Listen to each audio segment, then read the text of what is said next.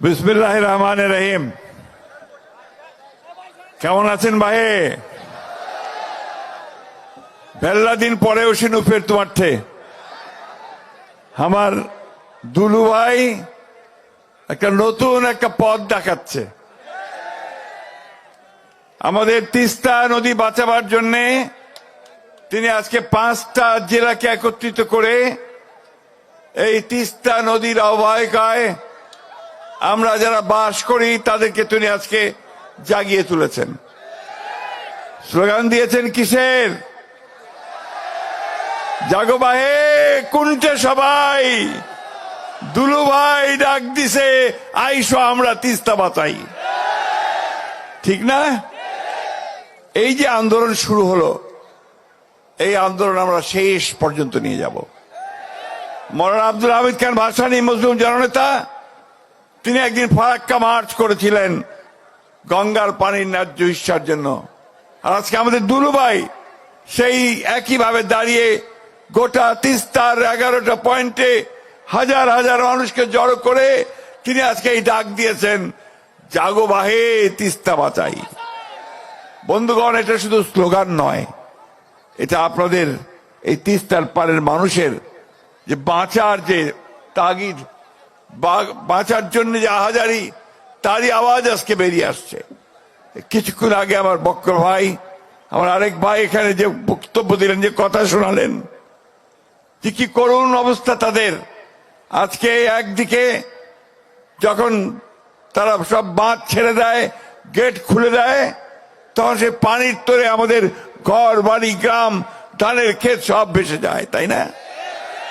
আবার যখন বন্ধ করে দেয় তখন আমার সমস্ত এলাকা খরায় শুকিয়ে খটখট হয়ে যায়। তিস্তা পারের মানুষের দুঃখ আর যায় না। আমাদের না বেবি নাজনীন কিছুক্ষণ একটা গান গেয়েছে যে আমাদের সেই তিস্তা পারের সেই মেয়ের গলায় যে কান্না, সেই কান্না আজকে সমগ্র বাংলাদেশের। বন্ধুগণ, আজ থেকে বহুদিন আগে থেকে এই তিস্তা পানির ন্যায্য হিস্যার জন্য আমরা কথা বলছি। পাকিস্তান আমলে পাকিস্তানিরা বলেছে, বাংলাদেশ হওয়ার পরে আমরা বলেছি। আওয়ামী লীগের সরকার আসলো, প্রথম দিকে সবাই ভাবলো যে ভারতের বন্ধু আওয়ামী লীগ, সুতরাং তিস্তার পানি বোধহয় এবার পাই যাবে। ঠিক না? লবডঙ্ক 15 বছরে বাংলাদেশ থেকে বেঁচে দিছে, তিস্তার 1 ফোঁটা পানি আনতে পারে নাই। শুধু তিস্তা নয় ভাই, 54টা নদী আছে যেগুলো ভারত থেকে আমাদের দেশে আসছে। সবগুলো নদীর উজানে তারা বাঁধ দিয়ে দিয়েছে। বাঁধ দিয়ে তুলে নিয়ে যায়, পানি তুলে নিয়ে যায়, বিদ্যুৎ উৎপাদন করে, আর আমাদের দেশের মানুষ এখানে ধান ফলাতে পারে না, ফসল ফলাতে পারে না। তারা তাদের জীবন জীবিকা থেকে সম্পূর্ণ বঞ্চিত হয়। আমাদের জেলে যারা মাছ ধরেন তারা মাছ ধরতে পারেন না। প্রত্যেকটা মানুষকে আজকে সেই কষ্টের মধ্যে পড়তে হয়েছে। ঠিক একই সময়, এই সময়ে দুলু ভাই যে ডাক দিয়েছেন, সেটা আমাদের অন্তরের সকলের ডাক, তাই না? আমরা লড়াই করেছি 15 বছর সেই ফ্যাসিবাদী হাসিনা সরকারের বিরুদ্ধে, তাই না? আমাদের ছেলেরা লড়াই করেছে 34 দিনের সকলের লড়াইয়ের মাধ্যমে সে পালিয়েছে। এখন কোথায়? ওই ভারতে, তাই না?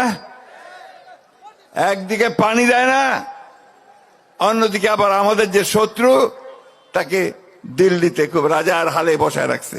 আর ওইখান থেকে আবার সে বিভিন্ন রকম হুকুম জারি করে আওয়ামী লীগারদেরকে। ঠিক না? আওয়ামী লীগ আছে নাকি? আরো পালাইছেন, আমার সাথে সাথে সব পালাইছে। তো বন্ধুগণ, আজকের এই সংগ্রাম আমাদের বাঁচা মারার সংগ্রাম, এই এলাকার মানুষের। এই সংগ্রামকে আমরা কখনো বন্ধ হতে দেব না। আজকে আমরা এই সরকারকে পরিষ্কার করে বলতে চাই, অন্তর্বর্তীকালীন সরকার, কথায় তো বলেন যে আপনারা নিরপেক্ষ, তো নিরপেক্ষ কিন্তু এই জায়গায় থাকলে চলবে না। এই জায়গায় আপনাকে মুখ খুলতে হবে, ভারতকে বলতে হবে যে আমার পানির ন্যায্য হিস্যা আমি চাই। আর আপনি যেহেতু অন্তর্বর্তীকালীন সরকার, খুব তাড়াতাড়ি নির্বাচনটা দিয়ে জনগণের সরকারের হাতে ক্ষমতা দেন। ভারতকে পরিষ্কার করে বলতে চাই, আগেও বলেছি এখনো বলছি, বাংলাদেশের মানুষের সঙ্গে যে বন্ধুত্ব করতে চান তাহলে আগে তিস্তার পানি দেন, সীমান্তে গুলি করে হত্যা বন্ধ করেন, আর আমাদের সঙ্গে বড় দাদা মতন যে আচরণ সেটা বন্ধ করেন। আমরা আমাদের পায়ের উপরে দাঁড়াতে চাই, আমরা আমাদের হিসাব বুঝে নিতে চাই, আমরা অবশ্যই ভারতকে একটা বন্ধু ভাবে দেখতে চাই, কিন্তু সেই বন্ধুত্ব হবে সম্মানের সঙ্গে, আমার যে পাওনা সে পাওনা বুঝে দেওয়ার সঙ্গে। তাই বন্ধুগণ, বক্তব্য দীর্ঘ করব না। আমি আমাদের আসাদুল আব্দুল সাহেবকে আমার অন্তঃস্থল থেকে ধন্যবাদ এবং কৃতজ্ঞতা জানাচ্ছি যে আজকে তিনি যে আন্দোলনের সূচনা করলেন, সেই আন্দোলন সারা বাংলাদেশকে শুধু নয় সারা বিশ্বকে নাড়িয়ে দিয়েছে। বন্ধুগণ, আজকে আপনাদের এখানে অনেক আন্তর্জাতিক নিউজ এজেন্সি থেকে খবর সংগ্রহ করার জন্য এসেছে। কেন? যে আজকে দুলু আন্দোলন শুরু করেছে, যে আন্দোলন হচ্ছে বাংলাদেশের মানুষের বেঁচে থাকার আন্দোলন। আমরা অবশ্যই দুলুকে আমাদের সকলের পক্ষ থেকে একটা অভিবাদন, একটা স্যালুট জানাই। আমি বক্তব্য বাড়াবো না, শুধু একটা কথা বলেই শেষ করতে চাই, লড়াই না করলে কিছু পাওয়া যায় না। সেই লড়াই করেই আমরা তিস্তার পানি আনবো, আমাদের অধিকারগুলো আদায় করে নেব। আজকে সেইভাবে আসুন আমরা সবাই এক হই। আগামীকাল এখানে আমাদের দলের ভারপ্রাপ্ত চেয়ারম্যান তারেক রহমান সাহেব আপনাদের সামনে বক্তব্য রাখবেন। এটা আমাদের জন্য অনেক আনন্দের কথা। আজকে জনাব তারেক রহমান সাহেব আমাদেরকে নেতৃত্ব দিচ্ছেন, এই ফ্যাসিস্ট হাসিনা সরকারের বিরুদ্ধে তিনি আমাদেরকে নেতৃত্ব দিয়েছেন এবং সেই কারণে আমরা জয়যুক্ত হতে সক্ষম হয়েছি। আজকে তিনি গোটা বাংলাদেশের মানুষকে ঐক্যবদ্ধ করছেন যে একটা গণতান্ত্রিক ব্যবস্থার জন্য। আমরাও সেই একই কথা সরাসরি বলতে চাই যে আমরা 1971 সালে যে স্বাধীনতা যুদ্ধ করেছিলাম, পাকিস্তান সেনাবাহিনীর বিরুদ্ধে যুদ্ধ করেছিলাম, সেই যুদ্ধের মূল লক্ষ্যটাই ছিল একটা গণতান্ত্রিক ব্যবস্থা আমরা চাই। কয়েন ভাই কতবার ভোট দিবা পারেন নাই, পারিছিলেন ভোট দিবার?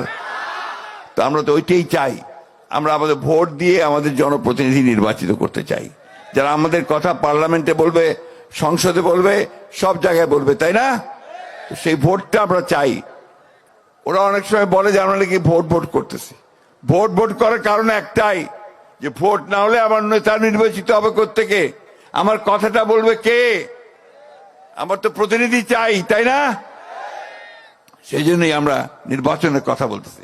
আর নির্বাচন দিলে দেশটাতে যে অশান্তি সৃষ্টি হয়েছে সে অশান্তি হবে না, শান্তি আসবে, একটা স্থিতিশীলতা আসবে। তাই বক্তব্য বাড়াবো না বন্ধুগণ। আমি আজকে গতকাল ঠাকুরগাঁতে এসেছি, আজকে সকালে কিন্তু রওনা হয়েছি, এসে বসে আছি আর অভিভূত হয়েছি তিস্তার পাড়ের হাজার হাজার মানুষ আজকে নিজেরা পুটলিতে ডাল বেঁধে চলে এসেছে, তাই না? সব একা একা চলে এসেছে, এখানে কাউকে কিছু বলতে হয় নাই, তার নিজের দাবির জন্য দুলু ভাইয়ের ডাক শুনে আজকে সবাই এসেছে। তাই বন্ধুগণ, আমার কথা শেষ, শুধু এইটা বলতে চাই যে এখন নতুন লড়াই শুরু। সেই লড়াই হচ্ছে আমাদের বাঁচা মরার লড়াই, আমাদের স্বাধীনতার লড়াই, আমাদের গণতন্ত্রের লড়াই। আসুন আজকে আবার সেই ঐক্যবদ্ধ হয়ে আবার আমরা সেই ডাক দেই, জাগো বাহে তিস্তা বাঁচাও। আসসালামু আলাইকুম।